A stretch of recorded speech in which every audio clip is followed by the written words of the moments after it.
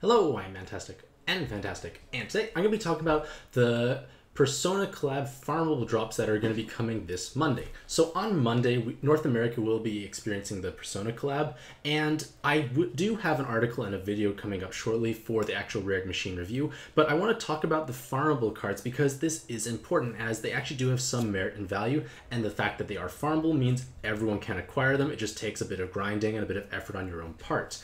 Now, 4 of the 6 farmable cards are able to become weapon assist evolutions. And weapon assist evolutions essentially means that when this card is inherited to someone else, they will transfer over some awakenings. And by being able to transfer over additional awakenings, it allows our base card to basically gain and basically go beyond the 9 cap of awakenings. So this can add a bit of subtle power, and if you are planning to use these cards strictly for the awakening transfer and possible stat gaining, you want to obviously max level them, max plus them, but leave them unskilled. You only skill them up if you actually plan on using them for their actual active skill. If you just want the awakening buffering to act as kind of like a pseudo skill delay resistance, you want to leave them unskilled. And thankfully all the cards here have a very long cooldown if unskilled. So in the article / video, you can see that there's 9 and then 24. Basically means at 9 turns is when it's max skilled, 24 when unskilled.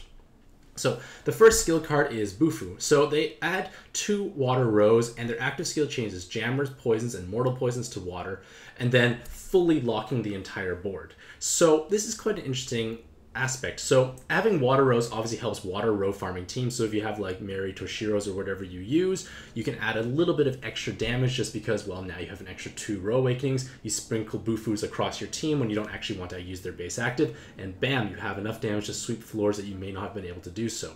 But removing hazards and no other orb changer is not that great, but the fact that they can lock orbs on demand is quite interesting. So right now, for the most part, we usually want to use cards that unlock orbs, but in actuality, being able to lock orbs has some niche applications. So firstly, it can prevent board changers from the bosses. So if you know the boss is going to do some sort of board changer or orb changer that is unfavorable, having the orbs locked obviously prevents that. However, the biggest usage of having the orbs locked is actually countering the spinner mechanic. So for those who are familiar with what the spinning orb mechanic means, it basically amounts to the orb will actually every fixed interval duration change color or element. So it'll be red and then blue then green. It goes in order, of course, but the fact that they're spinning can make your life very problematic. So if there's only one spinner, it's usually manageable, but when they start getting multiple spinners and more spaced out locations, it becomes much harder to actually manage them. So when you lock the board, it completely prevents the orbs from spinning.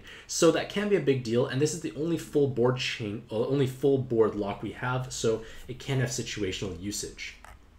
Next is a card whose name I cannot pronounce, and they give you 20% blind and 20% poison resist. And then they add 1 combo count for 3 turns and giving you increased skyfalls for jammer orbs for 3 turns on an 11 or a 16 turn cooldown.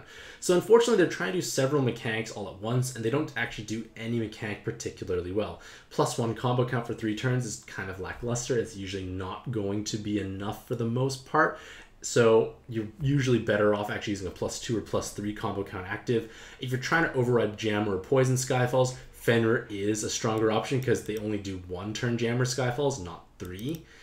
So it's not really accomplishing that much, and because of that, it's going to be challenging to actually justify using their base active. So you might just sprinkle them on your team for the extra 20% poison and the 20% blind resist. Those are still quite low odds, but if you have other cards that provide some resistance, you might push yourself up to a high enough threshold that gives you a bit more consistency. It's all right, but remember, this is farmable, so you don't actually have to go out of your way to get it. It costs you just stamina to actually acquire him, and if you're farming the other farmables, well, you're going to probably have a bunch of these lying around anyways. Next is King Frost Cape, and it provides you with a 3-turn recover bind. So when you match a row of hard orbs, you clear 3 turns of binds from your team, and then 10% water resist. So that is quite interesting. And then their active skill is avoid all dark damage for 1 turn, and then heal 100% of health every 2 turns. So this might sound a little bit nicer than it actually is for the active skill. So in terms of the active skill, being able to resist all dark damage only makes you immune to effectively what amounts to 20% of the spawns in the game, assuming that there's an even color distribution. So If you know you're going to get hit by DQ Hera, sure, it's a nice active skill to have. And you might think, well, this is great, I get 2 turns of full health healing. But this is kind of working like auto heals. It occurs after you match. So if you have health sensitive leaders like Zeus Verse or Yogg, this will not save you. It's not going to actually give you, it won't push you up to full health before you start moving orbs. And that doesn't really solve the whole matter of being low health. Yes, it can be used as kind of a weird stalling mechanic. If you know you can tank the hit, and you go down to low health, you just heal all the way back to full. That's kind of cool, but again, really situation where you want to use it. So the main application of King Frost Cape is either making a bind immune card into a soft bind clearer. Basically, now say like your blue cotton, for instance, you can stick the King Frost Cape on top of them. You can match a row of hearts. You clear the row of hearts, you'll clear 3 turns of binds. Cotton is bind immune, happy things happen. But in actuality, the main focus is on their water resist awakenings. So 2 water resist awakenings provides you with 10% damage, and this stacks. So this allows you to make very high damage reduction teams, and basically allows you to cheese your way through content.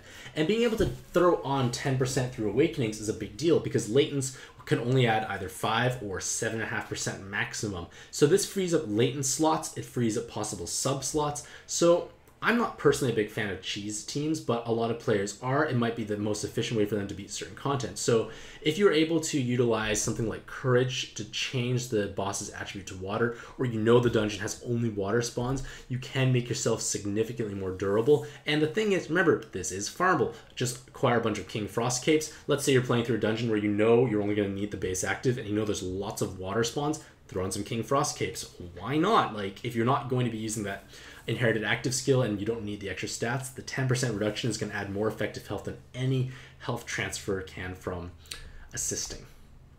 And lastly, for the weapon assist, we come to Dia.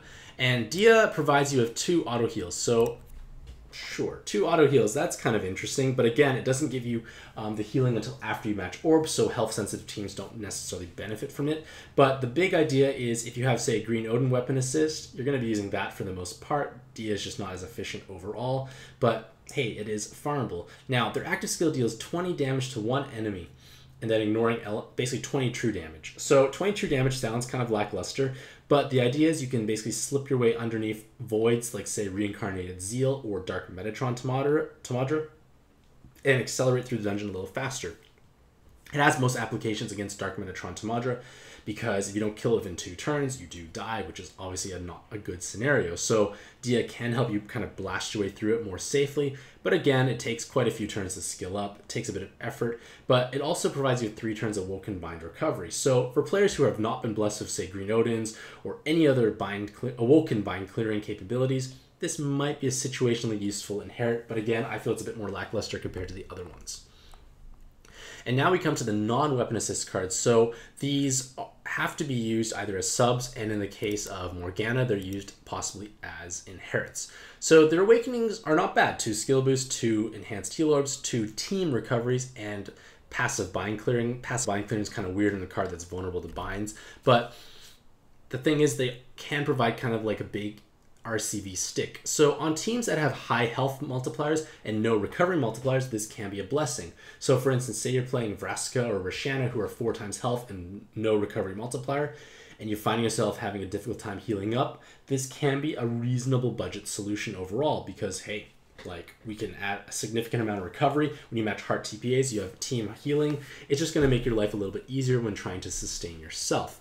And their active skill is unfortunately kind of weird. They do 50 to 300 times attack to all enemies. So when you hit 50 times, most things are not going to die. When you hit 300, a lot of things will probably die. Like, the variance is so wide, and that's problematic because you can't rely on it. Because let's say it was more consistent. Say it was like, say, 150 or 200 times, let's say. It'd be much more consistent. You can create like nice button farming teams more easily, but because the variance is so high, you're not going to be able to justify using them, because you're going to be gambling like, oh, will I kill the floor? Oh, not this time. Oh, maybe I did. Like, it's not a safe solution overall.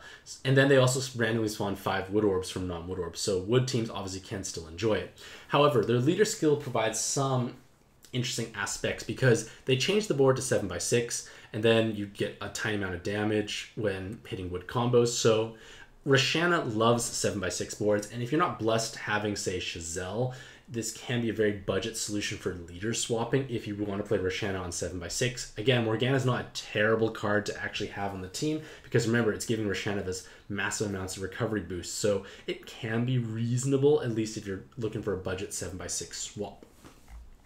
And then lastly, we come to Justine and Caroline. And this is non-inheritable. You cannot inherit them.